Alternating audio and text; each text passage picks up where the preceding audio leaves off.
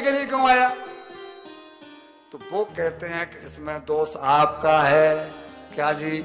कि इसके तन मन से लगी थी। दुखी व्यक्ति के तन मन से लगी होती है, तो जितना ध्यान वो अपने ऊपर देता है उतना दूसरे देते हैं क्या? तो इसके तन मन से लगी थी, इसलिए इसने श्रवण किया, फिर मनन किया, फिर निधिध्यासन किया। ये 3 चरण है कथा के।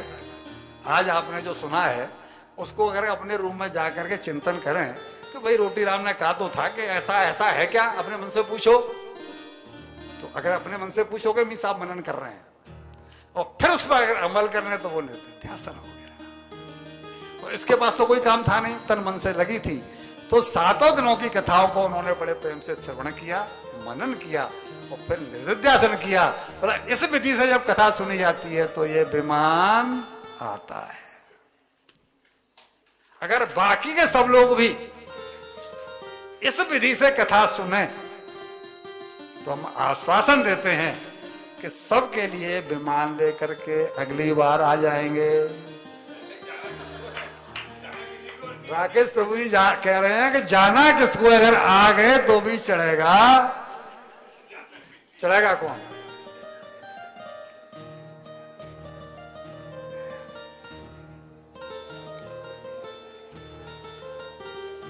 ये आश्वासन पाकर के गोकर्ण जी ने फिर कथा का आयोजन किया।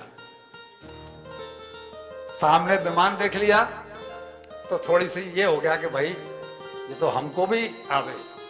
तो फिर उनसे आग्रह किया कि आप दोबारा कथा सुनाओ। अब हम इसी विधि से कथा को सुनाएंगे। और दोबारा कथा का भाषण हुआ।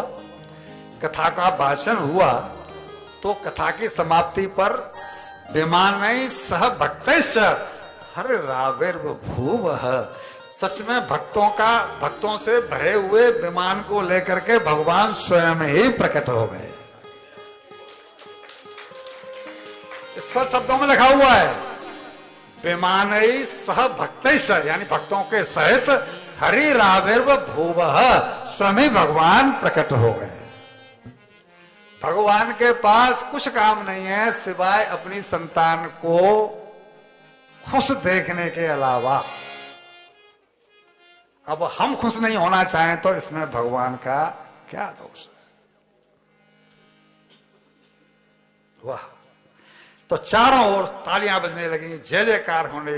भगवान ने हर्षित होकर गोकर्ण जी को हृदय से लगा लिया। क्यों? कि तुम सच में वक्ता हो, तुम सच में वक्ता हो। तुम अपना कल्याण तो कर ही रहे हो, तुमने पूरे गांव का कल्याण कर दिया।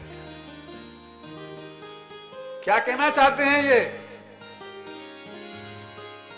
3 कथाएं उससे पहले और हुई हैं। सुखदेव जी ने राजा परीक्षित को कथा सुनाई है। अगर आपने किसी ने भागवत सुनी हो तो वहां दशा दी गई है। बोलो भाई, राजा है राजा, एक नया पैसा कोई दक्षिणा। सनकादिक ने नारद जी को कथा सुनाई, अभी आपको सुनाया। तो वहां कोई दशा का लेन देन हुआ है? वो भी संत हैं, वो भी संत हैं। अपने आत्म उत्थान के लिए स्वांतः सुखाय सर्वजन हिताय कथा का उद्देश्य ये हो तो श्रोता और वक्ता आपस में जुड़े हुए हैं। कथा का उद्देश्य न तो वक्ता का स्वांतः सुखाय है और न वक्ता का सर्वजन हिताय है। तो कैसे हित होगा? श्रोता आया है कुछ पाने के लिए, समय पास करने के लिए, तो कैसे होगा? तीसरी कथा ये हुई है, यहां पर गोकर्ण जी को कोई दशा मिली। जब दक्षिणा कोई नहीं हुई तो कौन मिला? भगवान मिल गए। भगवान ने हृदय से लगाया और श्रोताओं सहित पीतांबरों से विभूषित करके सबको अपने विमान पर चढ़ा लिया। वैराग्यवान वक्ता हो, विवेकी वक्ता हो, कैसा? गोकर्ण जी जैसा। तभी भगवान गले लगाने को तैयार हैं। उन्हें कहीं से आना नहीं होता। भगवान को आना होता है, भगवान को दर्शन करना होता है। हो ना वक्ता ऐसा, तो भगवान तो यहीं पर हाजिर है, भगवान को कहना है, भगवान तो सामने बैठे ही है, वो बात तो पैदा हो। तभी तो संतों ने कहा है कि कथा कोई औपचारिकता नहीं है।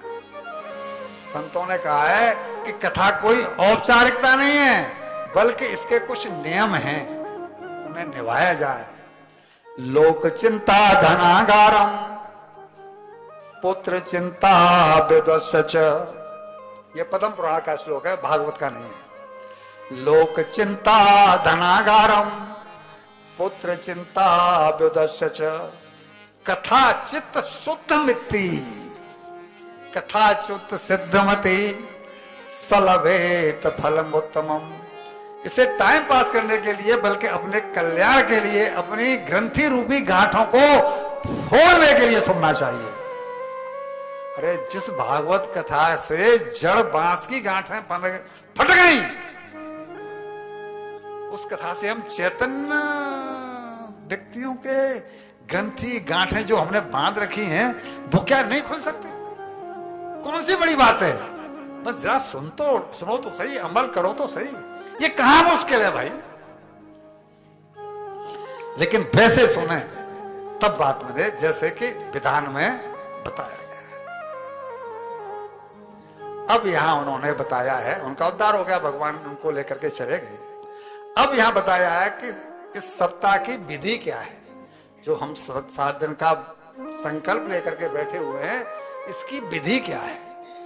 इसकी विधि में बताया गया है कि वक्ता कैसा होना चाहिए, श्रोता कैसा होना चाहिए। श्रोता कैसा होना चाहिए, मैंने उस पर ज्यादा जोर नहीं दिया है। भाई आप अपने मर्जी के